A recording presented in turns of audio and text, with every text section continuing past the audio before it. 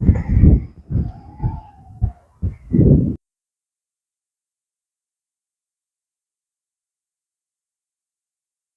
നമ്മൾ ഈ അബ്ദുള്ള കാക്കന്റെ അടുത്തുള്ളത്. ഞാൻ ഇങ്ങനെ ഊരുതണ്ടിയായിട്ട് വന്നപ്പോൾ ഒരു അബ്ദുള്ളാക്കനെ അവിടെ കിട്ടി.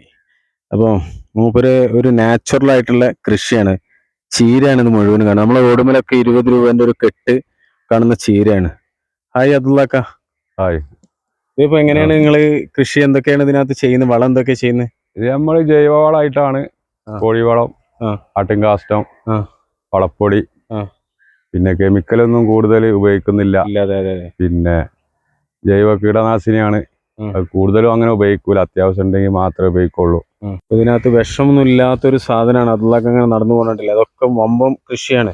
നമ്മള് കണ്ണെത്താ ദൂരത്ത് അത്രത്തോളം കാണുന്നുണ്ട് ഇവിടെ. ജനങ്ങൾക്ക് വിഷമില്ലാത്ത സാധനമാണ് ഇത് കൊടുക്കുന്നത്. കാരണം നമ്മൾ ഈ കാണുന്ന മുഴുവനും കഴിക്കുന്ന വിഷാംശങ്ങളാണ്.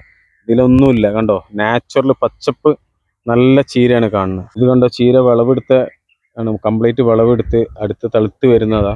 നമ്മളെ വീട് ഇപ്പോൾ എവിടെയാണ്? ഇവിടെ അടുത്ത് തന്നെ. വീട് വിളയിലാണ്, എത്തിങ്ങാന്റെ വേക്ക് പിറകു വശത്തായിട്ട്. നമ്മള് 10-30 കൊല്ലം പോലായിട്ട് കൃഷിയിൽ തന്നെ ഉള്ളത്. പഴയ കാലത്ത് വാപ്പ കൃഷിക്കാരനേന്.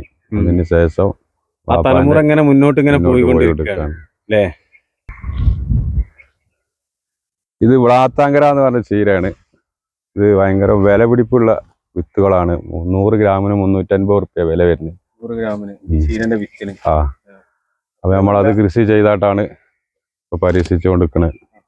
നല്ല വിളവ് കിട്ടുന്നുണ്ട്. മോശമില്ലാതെ വിളവും കാര്യങ്ങളൊക്കെ കിട്ടുന്നുണ്ട് അല്ലേ?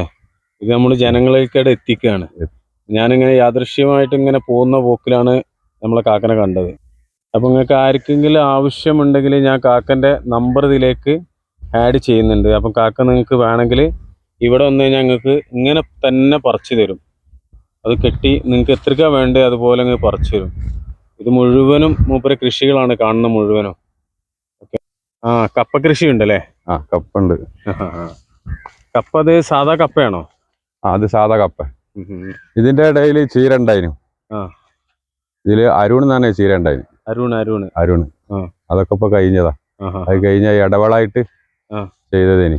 ഇപ്പൊ അതെല്ലാം കഴിഞ്ഞ് ഇപ്പൊ ഈ വാളട്ടാട്ട് മണ്ണ് ഇടുന്ന സമയമാണ് ഇപ്പൊ. ഇതിപ്പോ ഈ കപ്പ നമ്മള് വിളവെടുക്കുന്ന എത്ര മാസം കൊണ്ടാണ്? ഇത് 6 മാസം കൊണ്ട് വിളവെടുക്കാം. 6 മാസം കൊണ്ട് വിളവെടുക്കുന്ന കപ്പയാണ് അല്ലേ? നല്ല ടേസ്റ്റ് ആയിട്ടുള്ള. അത് ദീവാന് പറഞ്ഞ കപ്പയാണ്. ദീവാന് അതിന്റെ പേര്. അപ്പൊ ഇതിനു വേണ്ടി വെള്ളങ്ങളൊക്കെ നിങ്ങള് ചെയ്യുന്ന സ്പ്രേ ചെയ്യിപ്പിക്കാല്ലേ? അതുപോലെ വെള്ളങ്ങൾ നമ്മൾ മൊത്തത്തിൽ സ്പ്രിംഗ്ലർ ഫിറ്റ് ചെയ്തൊക്കെയാണ്. അത് മൊത്തം നമ്മൾ തന്നെ ചെയ്തതാണ്. വേറെ പണിക്കാരൊന്നും ഇല്ല. ഞാൻ തന്നെ നമ്മളെ ഐഡിയക്ക് വെച്ചിട്ട് ചെയ്തുകൊണ്ടിരിക്കുകയാണ്. നമ്മളെ അബ്ദുള്ള കാക്ക കണ്ടില്ലേ, വിളവൊക്കെ എടുത്തിട്ട് അവിടുന്ന് കട്ട് ചെയ്ത് പോരുകയാണ്. കണ്ടോ, ചീരൊക്കെ കട്ട് ചെയ്ത് പോരുകയാണ്.